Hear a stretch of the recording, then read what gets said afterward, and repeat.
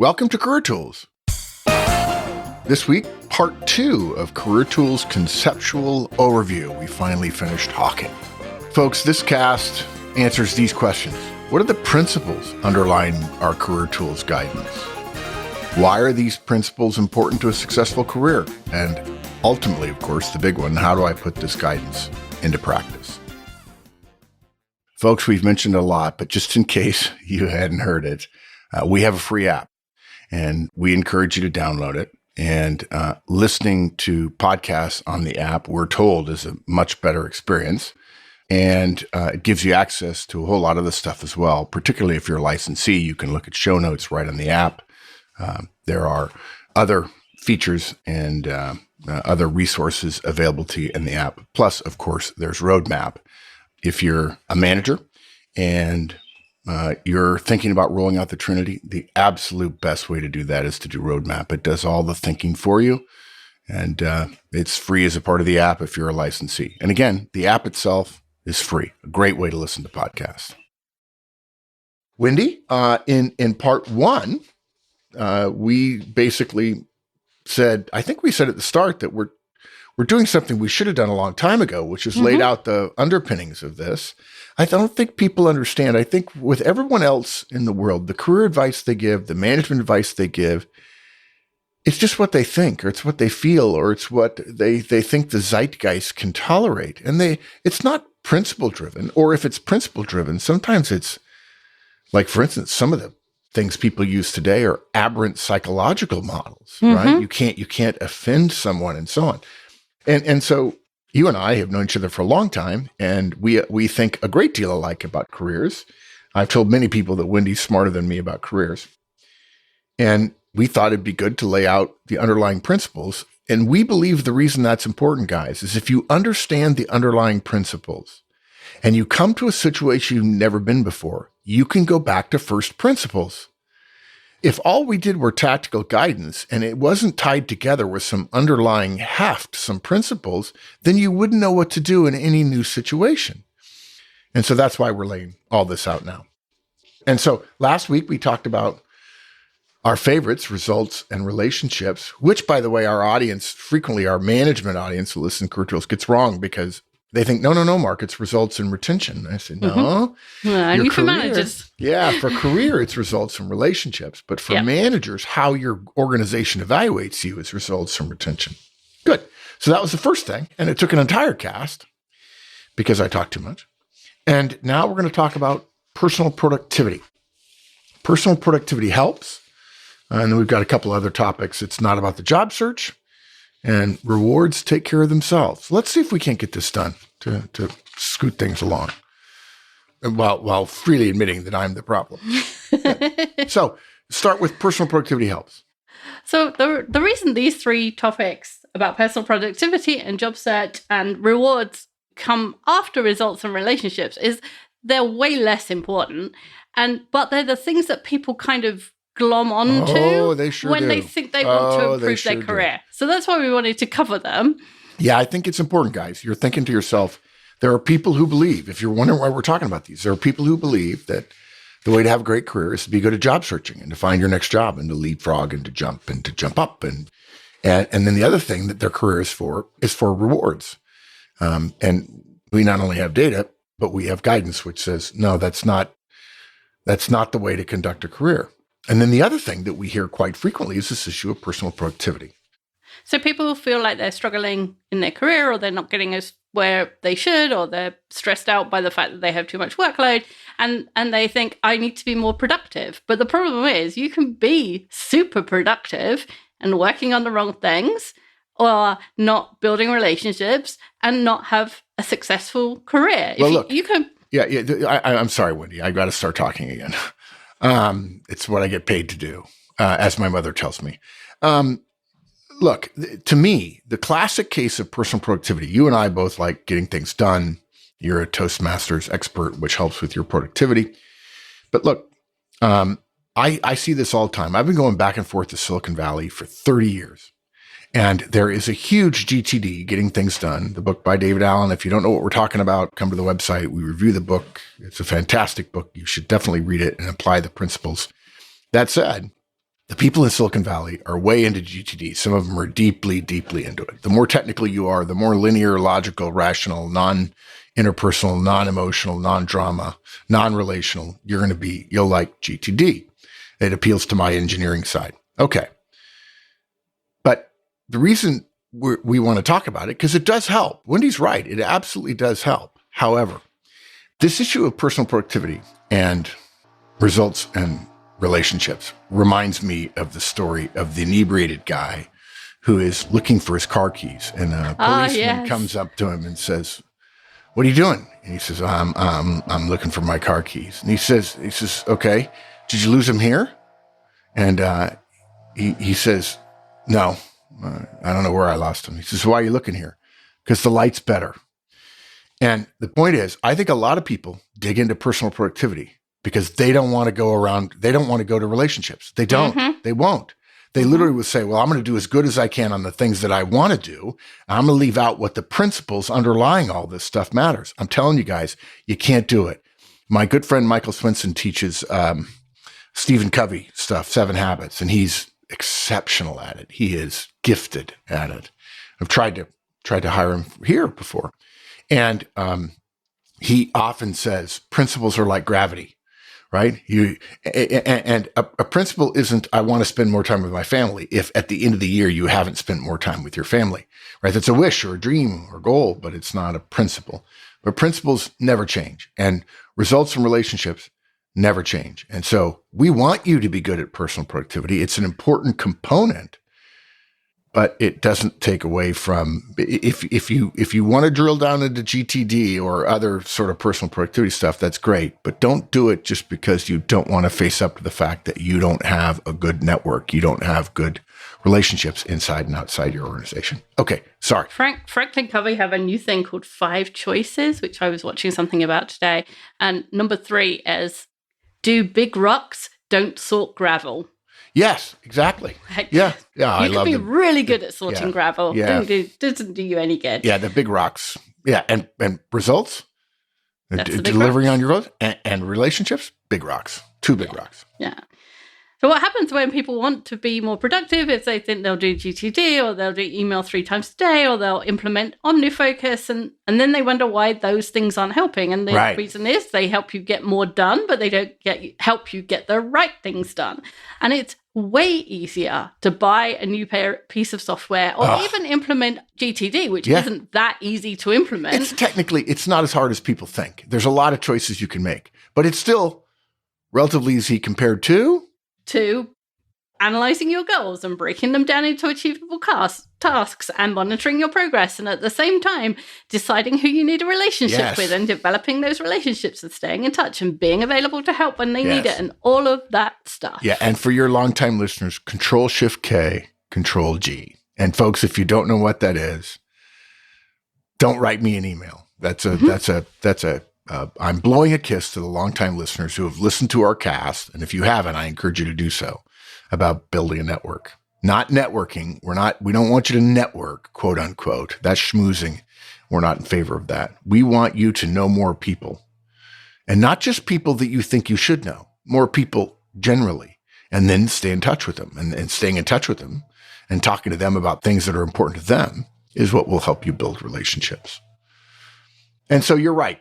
As difficult as OmniFocus, I mean, I use OmniFocus, and I'm probably at level 2 of 5, and I want to be at 5. But you know what I spend time doing? Worrying about the results of the organization and who I know. But you're right. They're an easy way out. Yeah. And so any personal productivity effort that you're making needs to be in service of the results that you're being measured on and the relationships that you need. And if GTD helps you with that, it's outstanding. Awesome. It's great. Yeah. It's great. But don't be sucked into that trap of working on your system and forgetting what the system is supposed to be helping you do, which is results and relationships. Yeah. By the way, folks, if you don't know, if you're a licensee, you do know this. If you're not, I encourage you to become one. It's $200 a year and gives you access to all the written show notes and a bunch of other things, including our interviewing series and so on. But Wendy just ad-libbed a little bit. We have written out show notes in the form of a white page white paper, sorry, for every single show. Our show notes are not just bullet points. They're actually written out. So you could read them as if you were reading a white paper. And the sentence Wendy had written that I like so much, which she then called an audible on, was, don't be sucked into the trap of working on your system and forgetting what the system is supposed to be working on. I got to tell you, that is classic forest for the trees, right? It's so focused on the tree, you miss the forest. You're so focused on your system, you've lost sight of what the system is supposed to be doing to serve you. Yeah, that's a really good sentence. Thank you, Wendy. Okay, next thing. So we want to do that. We want to be better. We want to use OmniFocus maybe, or GTD, or any other software or whatever, or a handwritten system. You can use a handwritten system. There's nothing wrong. There's nothing wrong with handwritten. Okay, but good. We want to work on that in service of our own goals, our results, and our relationships. And the second thing we want to talk about is job search, right? Right. And a lot of the people, when you think about careers or you talk about careers, their instant thought is about interviewing and job search. And how do I change jobs? And how do I go to an interview and all of that stuff? Well, here's what I heard. It's interesting that we're doing this because randomly the universe puts things in front of you that are helpful to you. Some of that's the reticular activating system, of course, but when the student is ready, the teacher appears. But I heard something just this week that I think is a great analogy for it's not about the job search. A person said about careers and so on. They said a lot of people think it's about the bridges, and they don't realize it's about the island. It's about the islands. Yeah. And I thought, oh my gosh! Now, if you've got great relationships, you'll have a lot more bridges, right? There's no problem there. And if you have a lot better results, there'll be a lot more bridges. But the results and the relationships come from the islands, not from the bridges. Yes. All right. Sorry, I probably just summarized everything, but no, that's okay. Well, I'll go and I'll do the explanation. So, if you think about it, job change happens for the majority of people between 10 and 20 times in a career. If you think about between 20 and 60, that's 40 years. I guess you could change jobs every 2 years and then have 80. No. Half of that, 20 changes. That's where I got that from. So between 10 and 20 changes in a job. And so in a year, in a career. In a career. You're saying a career is 20 to 60. So again, 40 years. Okay. 40 years, yeah. I thought the number was high, but now when you do the math, okay. Now, are you counting internal company moves? I'm counting, any change. Any job change. Okay. Yeah. And most people won't change 20 times, but that's my upper mathematical boundary, right? Fair enough. And so even if you achieved that, if that was where you got to, and it takes 3 months each time to change jobs, which is short. It is. That's 10% of your working life.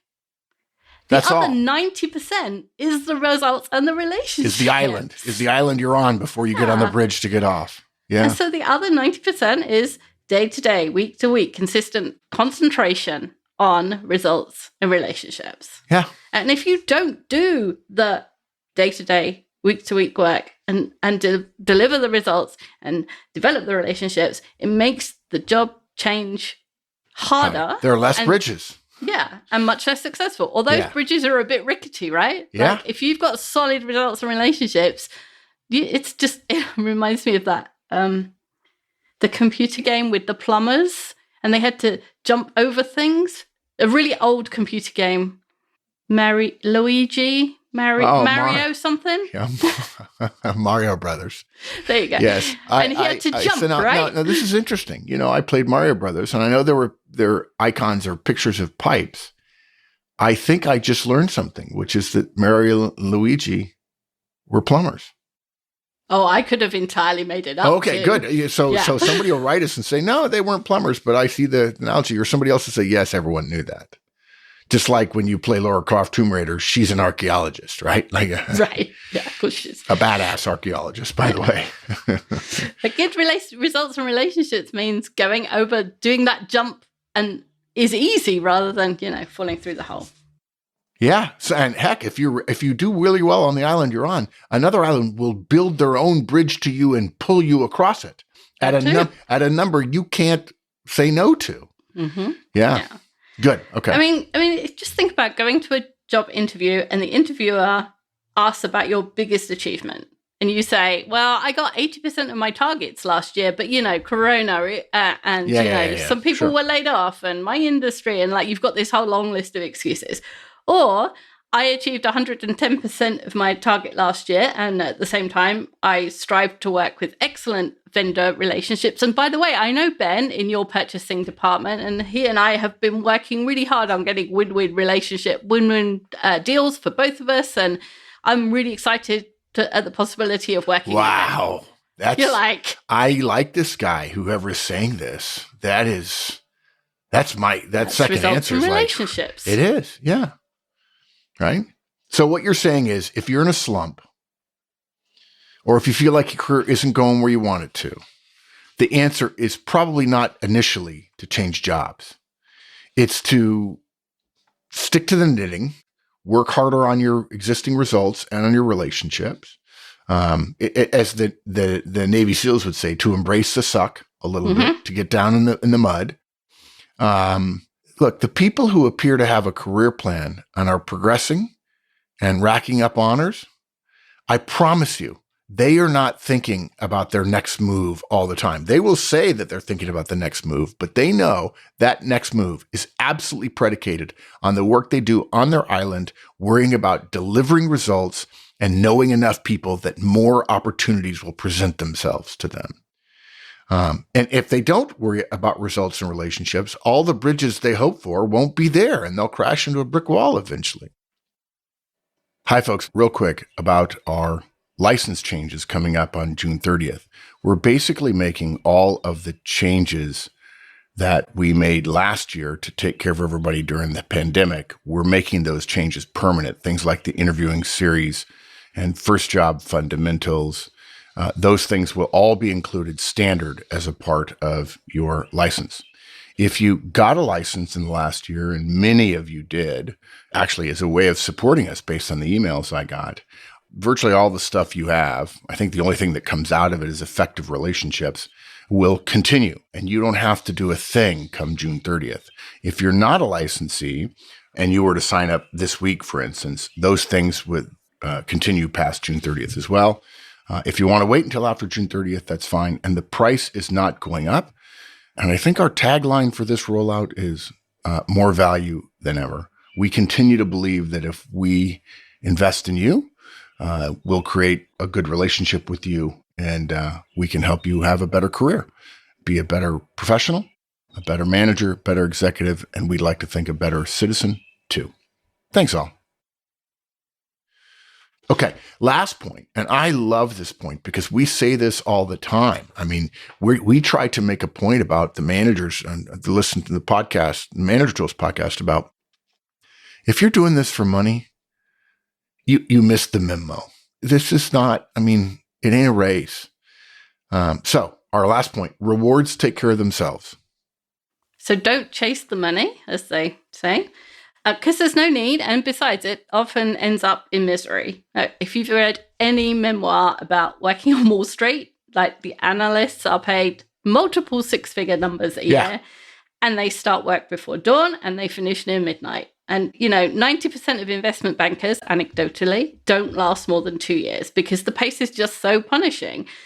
And, sure, they get, however much they get. Millions maybe for a couple of years, but you can't do it for more than that because you're just a shell of a human being. And look, if money is a badge for you, okay, then you're always going to want more. We would suggest to you that you spend some time in reflection and rethink that. But if it's not a badge, it's a sign. In other words, I am at this level, or worse, it's, you want to have more things. I would suggest there's a simple way to have more things. And that is the Macabre principle, which is named after Wilkins Micawber, who's a famous character by Charles Dickens in David Copperfield, in which he says, despite the fact that he's in debtor's prison, or it was very close to being anyway, he said, annual income, 20 pounds, annual expenditure, 20 pounds, 6 shillings. Result, misery. Annual income, 20 pounds. Guys, by the way, this is Britain and it's 200 years ago. Annual income, 20 pounds. Annual expenditure, 19 pounds, 6 shillings. Result, happiness. The key is not money. The key is spending. It's not income. It's cost. That's what CEOs will tell you. Yeah, we have to grow the top line, but dude, the real way to get to the bottom line is cut out costs. And as Peter Drucker says, you don't control costs, you cut them. If you want more money, you can have more money now. Get rid of spending on things that don't give you anything. And it is amazing. And I suspect, we're recording this in March of 2021, I suspect that many of you, if you've listened to all of our casts, and we've done a lot, we try to do the best we possibly can, providing free resources during COVID and during the layoffs and during the difficult times and worrying about your company and so on. You've discovered how much you can cut and how there's no, you could probably cut 20% of your expenses right now, except there are some people for this is not true. You could cut 20% expenses now, and there would be no appreciable change in your lifestyle that you would be aware of.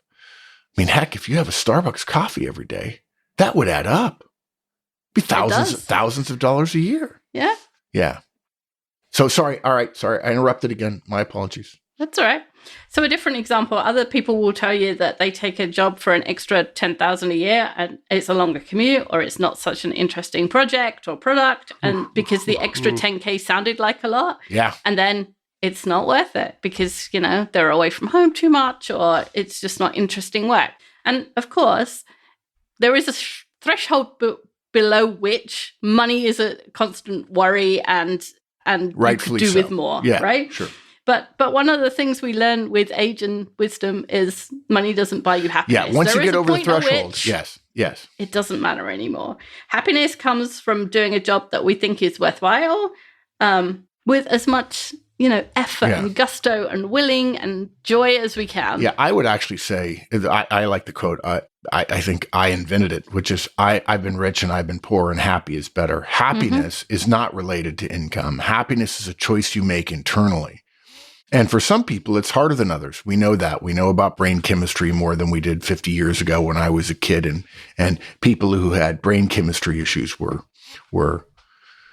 diminished and not respected and so on. We know better today. But for the vast majority of you listening, that is not your problem. If your problem is around money, it's because you're spending too much. And if you want to be happy, you can choose to be happy irrespective of your spending. You really can. Happiness is an inside job. It's a choice you make about how you respond to the world. It's why the word responsibility is a portmanteau of ability and response. It's your ability to choose your own response. The world happens, and then you choose what to take in. And there's a lot of satisfaction to be gained in seeing a pile of data entry work that you have to do dwindle throughout your day, even if another pile appears to it next. And maybe for you, you're a little bit competitive, and so you want your pile dwindling faster than the person next to you. You don't mean for them to be in trouble. You just think that's kind of exciting. It gets me excited. I'm not going to take that break, or I'll take a little shorter break and I'm going to get back to it. Because a lot of people think of breaks as, now I'm going to go have fun. Mm-hmm. Well, maybe if you have to take a break because that's where fun is you're in the wrong job. But when you're in the job, rather than thinking about the bridge off your island, think about the island. Think about the results you're going to have to produce and figure out a way to make that as interesting as you possibly can. And that might include talking to your boss about what exactly your job is. One of the most fun jobs I ever had was in a bank operating what they called a bother machine. Basically, wait, hold on. Wendy, I'm sorry. You've been in Texas for a while, and so you think of yourself probably as somewhat of a Texan, but you're still British. I love you.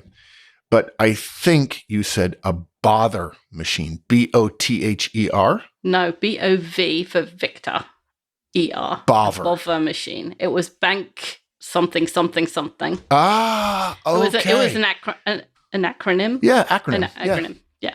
And basically all the checks that were paid into the bank, because this was 400 years ago, all the checks that were paid into the bank would be brought up to where I was and stacked. And they put the stack in the left-hand side of this machine, and it fed one check at a time in front of me, and I had to type the amount that the check was for, and then it would then read the routing number and then send it to there were like 6 different places it could go to on the other side, and it made this amazing clacking noise. It was so good. Sure. It was a paper handling device. They all make noise. Yeah. But you could go as fast as you wanted, but you had to be accurate. Yeah, you couldn't mess up. It was so much. Yeah, I loved bring me a big stack. I bet you 80% of the people, 90% of the people listening, that was good. That's fantastic. Yeah, see? Yeah. And so then, folks, when you put up your nose at all these jobs, you're okay. The problem may not be the job, because there's somebody who'd love to do that job. Mm-hmm. Or maybe you should learn how to love that job. Bloom where you're planted, so to speak. Yeah. And so, we said this, but there is an amount of which clearly concerns about money and keeping a roof over your head and food over your table is a concern. And we're not saying that every decision should be made without considering money at all.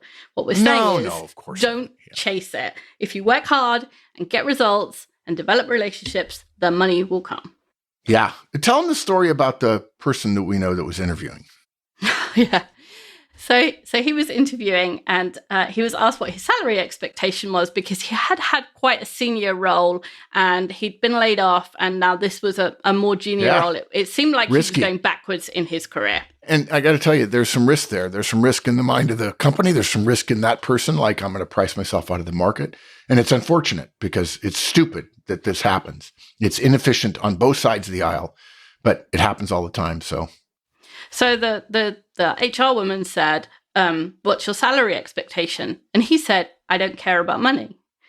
And she was just like, well, everybody cares about money, so what's your number? She was turned off by it, aggravated. That's sad. That's really sad. That's cynical. But what he meant was he had this senior role. They'd saved money. They'd always spent less than they earned. He felt comfortable. And what he really meant was, I'm really excited about the product that you're developing and the contribution I can make. I'm excited about it was a hospital thing. So he was excited about going back into ORs and directly working with doctors with this product and helping people get better. And that was what was important to him.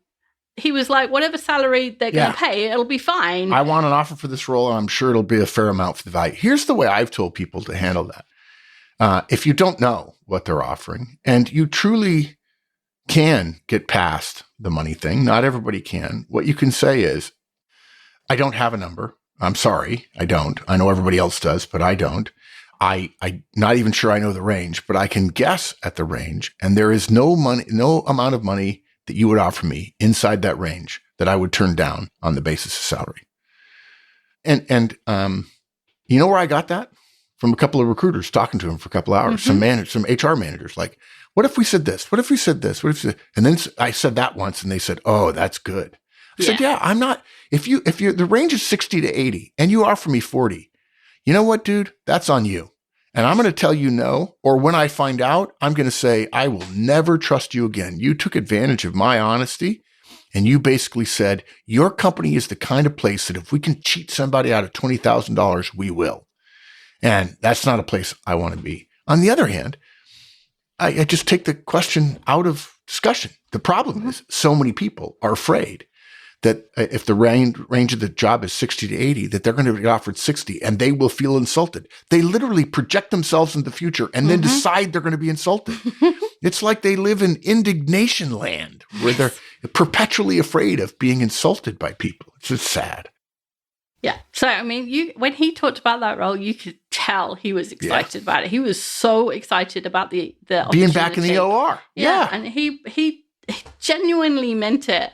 And it wouldn't have mattered what they offered him as long as it was, a reasonable amount. And to be in that position, to know that whatever they offer me is fine, but I will love this job. It's a way better place to be. I will hate this job and they're going to pay me a lot. And if you love your job, you're going to be much better at it. One of my favorite quotes, I've ever learned it in the last 5 years. I read a lot, but this one just shocked me that I hadn't heard it before. When you love doing something, it reveals all of its secrets to you. Yes. And I just love that because I immediately resonated with my entire life's experience. And I'll just tell you guys, the solution is not more money. It's less spending.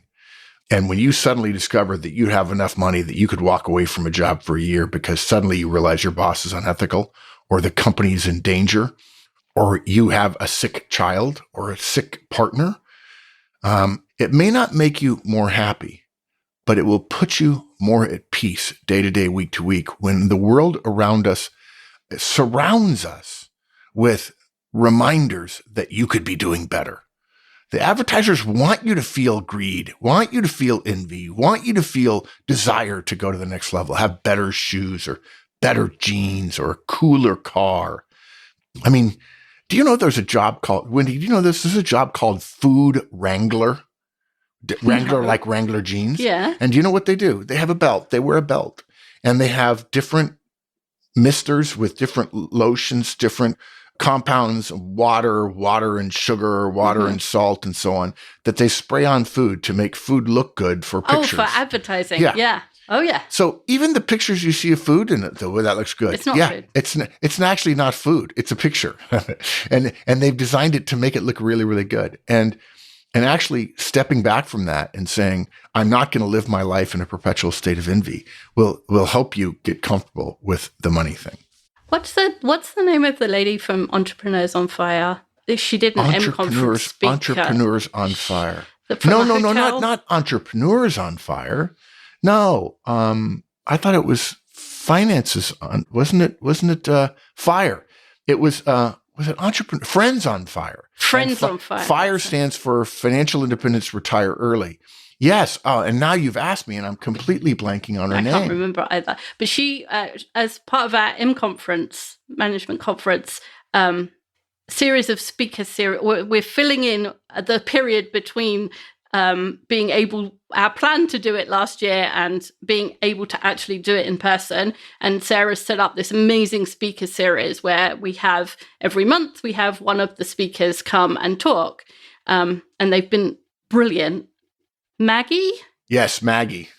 Maggie was saying, people ask her how she had been so successful in her career. And she says, one of the reasons is I never had to worry about money. Yes. And so she could do things not worrying, oh, they're going to fire me or that will put me in a bad position or whatever. She told the story of her direct. It was like a freedom. Her colleagues said, you are quite confident about the things you say. You actually say some things you disagree with people and they're okay with, you seem okay with it. She says, yes, I simply have no fear because I'm not financially tied to this job. I can actually say what I want. Now, Maggie happens to be an incredibly nice person. She's not like me. And so she's a genuinely kind person. So her definition of being borderline rude is not my definition of borderline rude, but I have to say, how often do we know people who says, well, I'm not going to say that. I'm not going to disagree with my boss because he might fire me. Well, Maggie doesn't care about that because she's got, lots of money in the bank. Yeah. Not lots, she's not rich. But enough. Yeah. Yeah.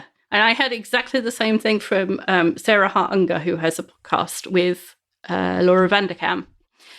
She was saying exactly the same thing yesterday. So, I don't know. It's one of those reticular activating things. I keep hearing that. Yeah, it's Maggie Tucker. Maggie Tucker. I'm sorry I introduced her so badly. Yeah, we did terrible. I'm going to hear about that from Maggie. But Maggie will also say, thank you for mentioning Friends on Fire, which I have been on. And they interviewed me about my feelings about money.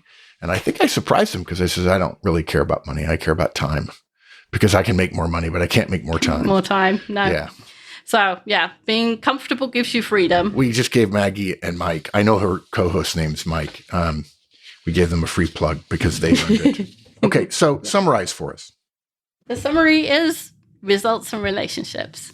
If nothing else, if you remember 3 words from this entire cast, results and relationships, all you need to know. What's my job? What can I do that's most important to get the job done for my boss and for her boss and, for the chain of command? We're not suggesting you become a drone at all. We want you to be creative, get results, and then make sure that you're constantly improving your relationships with others. And the way you do that is you stay in touch with people and talk to them about things that are important to them. And if you do that, your islands will be bigger and nicer. And yes, it's good to be good at personal productivity. Yes, it's good to be good at career transitions, although it's not that hard. And we've got an interview series for you licensees that will allow you to do it. But if you want to go from island to island, your bridges better be strong. And the bridges will be stronger if you have better results and better relationships among the different islands. All right. Thanks, Mark. That was fun. Thanks, Wendy. That was a treat. I love doing these. Thanks, everybody. A lot of talk. Hope it helped. Put everything in context for you. We find context very helpful here at Manager Tools. See you next week.